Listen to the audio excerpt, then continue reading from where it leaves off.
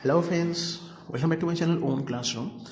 আজকে আমি যে ভিডিওটা বানাবো সেই ভিডিওটাতে কোষে দেখি 19 প্রশ্নমালার যে 11 দাগের থেকে যে অঙ্কগুলো আছে সেই অঙ্কগুলোর ওপর সমাধানের উপর বেশ করে ভিডিওটা বানাবো আজকে। আশা করি তোমরা আমার এই যে কোষে দেখি 19 প্রশ্নমালার প্রথম দুটো পার্ট দেখেছো, কারণ আমি প্রথম দুটো পার্টে আমি বাকি অঙ্কগুলোকে নিয়ে আলোচনা করেছি। আর যারা আমার ভিডিওতে নতুন আছো তারা প্লিজ আমার এই কোষে দেখি 19 প্রশ্নমালার এই দুটো পার্ট দেখো, তারপরে এই পার্টটা দেখলে তোমাদের আশা করি অনেকটাই সুবিধা হবে বুঝতে। ওকে, এবং তোমরা নিশ্চয়ই বুঝতেও পারছো। তো চলো তাহলে শুরু করে যাচ্ছে ভিডিওটা।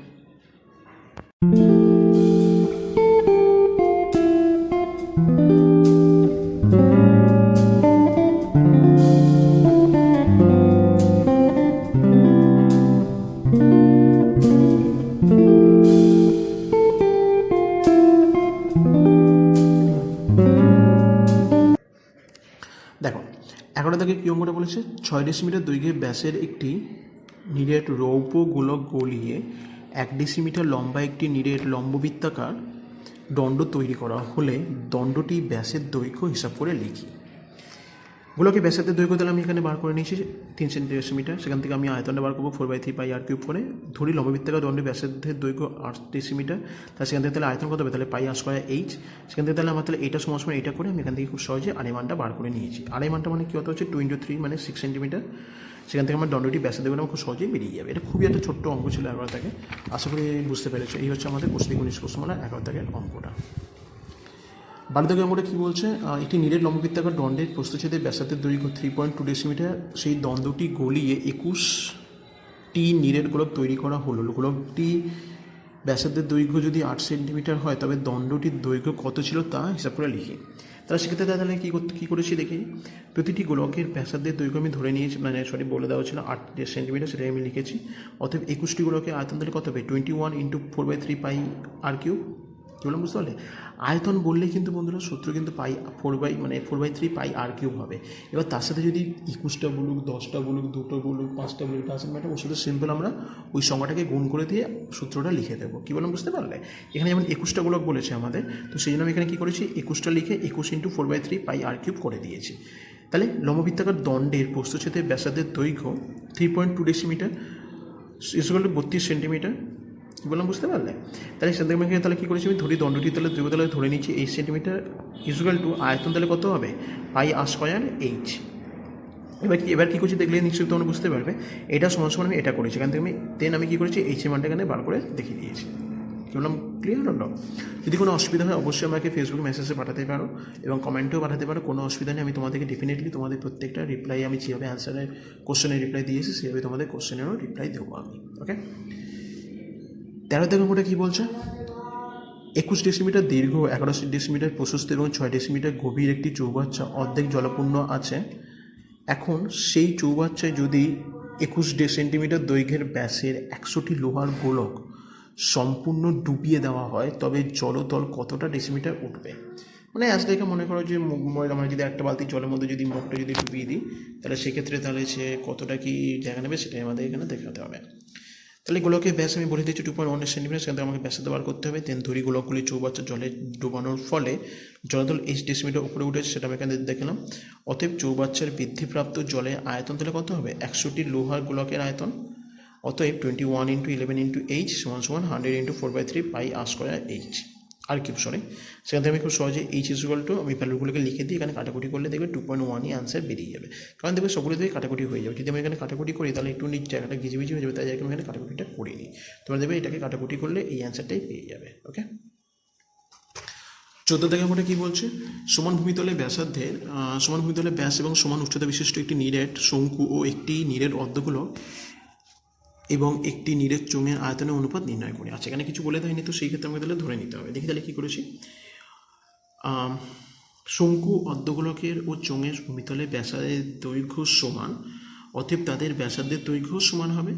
ধরি শঙ্কু অর্ধগোলক ও চোঙের ব্যাসার্ধের দৈর্ঘ্য r একক, অর্ধগোলকের উচ্চতা ইকুয়াল টু অর্ধগোলকের ব্যাসার্ধের দৈর্ঘ্য। তাহলে প্রশ্ন অনুযায়ী শঙ্কুর উচ্চতা সমান সমান জমির উচ্চতা সমান সমান, তাহলে আর ইকুয়াল, কারণ আমরা জানি এই দুটো উচ্চতা সমান বলেছে তাই আমি এটাকে একই ধরে নিয়েছি। এখন শঙ্কুর আয়তন ইস্টু অর্ধগোলকের আয়তন ইস্টু চোঙের আয়তন, মানে 1/3 পাই আর স্কোয়ার আর ইস্টু 2/3 পাই আর কিউব ইস্টু পাই আর স্কোয়ার আর। সেখান থেকে আমার তাহলে এইগুলো তাহলে আলটিমেটলি কেটেই যাচ্ছে। কাটাকুটি হওয়া তখন কী হচ্ছে আমার, তাহলে এই শুধু এই ভ্যালুগুলো পাচ্ছি, শুধু সংখ্যাগুলো এখানে কিছু নেই, মানে 1 আছে। তো সেই রিগার্ডিং আমি এখান থেকে নিশ্চয়ই তোমরা এইটা থেকে এটা কীভাবে এসেছি বুঝতে পেরেছি। এই দুটোকে আমি লসগু করেছি, লসগু করার পরে সেমনি আমি তোমাদেরকে এখানে একবার দেখিয়ে দিচ্ছি।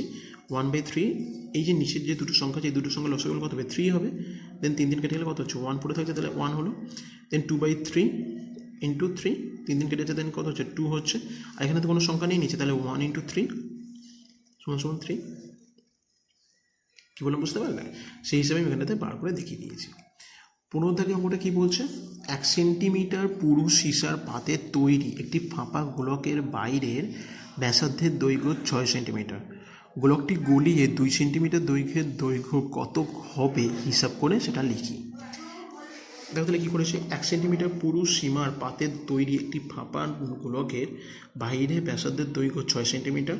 সুতরাং গোলকের ভিতরে ব্যাসার্ধের দৈর্ঘ্য তাহলে কত, 6 - 1 মানে 5 সেন্টিমিটার। অতএব গোলকটিতে সীসার পাত আছে 4/3 pi R square minus H square. সেখান থেকে আমার খুব সহজে এটা ক্যালকুলেশন করে এটা বেরিয়েছে আমার, ঠিক আছে।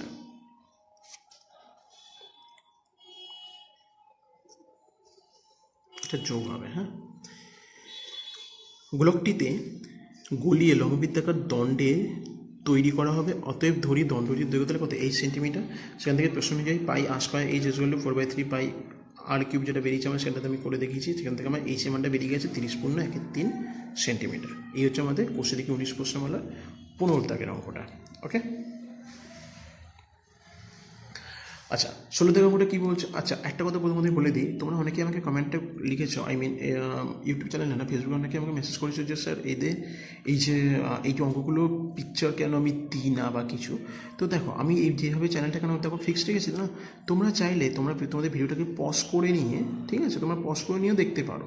আমাকে এর জন্য আলাদা করে যদি ছবি তুলতে হয় তাহলে কিছুটা হলে হয়তো বুঝতে পারবে না ছবিগুলো, ঠিক আছে, কী বললাম বুঝতে পারলে? তো সেদিক থেকে কিছুটা হলে প্রবলেমেটিক হতেও পারে, তাই আর কি আমি এই রিলেটেড ভিডিওগুলোর কোনো রকমের ছবি আমি আপলোড করি না আমার পেজে। হ্যাঁ, তোমরা দেখো এই ভিডিওগুলো দেখছো তোমরা এখন, সেটাকে দেখতে দেখতে তোমরা সেটাকে পজ করে দাও, কারণ আমি প্রত্যেকটা অঙ্ক চেষ্টা করি যাতে তোমাদের একটা ফুল স্ক্রিনে যাতে আসতে পারে, সেই হিসেবে আমি ভিডিওটাগুলো করে থাকি।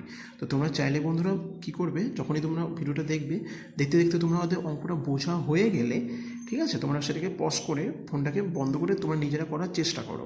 দেন যেখানেতে তোমরা আটকাবে সেখানেতে দেখবে তোমরা অটোমেটিকলি যখন ফোনটা খুলে একবার প্লে করে পজ করে দেবে, দেন দেখবে ওই জায়গাটাতে দেখবে স্টপ হয়ে থাকবে। তাহলে তোমাদের সেই জায়গাটা একবার দেখে নাও, ঠিক আছে, বা একবার প্রথমে দেখে নাও, দেখে নিয়ে তোমরা নিজেরা করো, করে নিয়ে সেই পার্টিকুলার পজ করা ভিডিওটাকে প্লে করে আবার পজ করে দিই তোমাদের অঙ্কটার সাথে আমার অঙ্কটাকে মেলানোর চেষ্টা করো। তাহলে দেখবে এইভাবে দেখবে খুব সুন্দরভাবে প্র্যাকটিস হয়ে যাবে। কী বললাম বুঝতে পেরেছো? 16 দাগের অঙ্কটা কী বলছে, 2 মিটার লম্বা একটি আয়তঘনাকার কাঠের লগের প্রস্থচ্ছেদের বর্গাকার এবং তার প্রতিটি বাহুর দৈর্ঘ্য 14 ডেসিমিটার। সবচেয়ে কম কাঠ নষ্ট করে ওই লগটিকে যদি একটি লম্ববৃত্তাকার ঘুড়িতে পরিণত করা যায় তবে তাতে কত ঘনমিটার কাঠ থাকবে এবং কত ঘনমিটার কাঠ নষ্ট হবে সেটা হিসাব করে লিখি। তাহলে দেখো কী করতে হবে এখানে, এটা হচ্ছে আয়তঘনাকার কাঠের লগের বর্গাকার প্রস্থচ্ছেদের বাহুর দৈর্ঘ্য 14 ডেসিমিটার = 1.4 মিটার। অতএব আয়তঘনাকার কাঠের লগের আয়তন কত হবে, তাহলে ভূমির ক্ষেত্রফল ইন্টু উচ্চতা মানে আর স্কোয়ার এইচ করে আমি এখানে বেরিয়েছি। বর্গাকার প্রস্থচ্ছেদে বিশিষ্ট কাঠের লগকে সবচেয়ে কম কাঠ নষ্ট করে বৃত্তাকার প্রস্থচ্ছেদের কাঠের গুঁড়িতে পরিণত করতে হবে। অতএব লম্ববৃত্তাকার কাঠের গুঁড়িতে ব্যাসার্ধের দৈর্ঘ্য কত হবে, তাহলে 0.7 মিটার। অতএব কাঠের গুঁড়ি আয়তন ইকুয়াল টু ভূমিতলের ক্ষেত্রফল ইন্টু উচ্চতা, যেখান থেকে আমার এটাকে ঘনমিটার বেরোলো। অতএব লম্ববৃত্তাকার গুঁড়িতে কাঠ থাকবে এত মিটার, এত ঘনমিটার, এবং কাঠ নষ্ট হবে সেটার সাথে অবভিয়াসলি প্রথমটাকে যদি বিয়োগ করি তাহলে আমার বেরিয়ে যাবে কত ঘনমিটার কাঠ নষ্ট হবে আমাদের। ওকে, এই হচ্ছে কোষে দেখি 19 প্রশ্নমালার শেষ এবং অন্তিম অঙ্ক, যেটার সলিউশন এখানে আমি তোমাদের স্ক্রিনে তোমরা দেখতে পাচ্ছ। তো আমাদের কোষে দেখি 19 প্রশ্নমালা কমপ্লিট হয়ে গেল। আমি আমার পরবর্তী ভিডিওতে আরও কিছু অঙ্ক রিলেটেড ভিডিও বানাবো।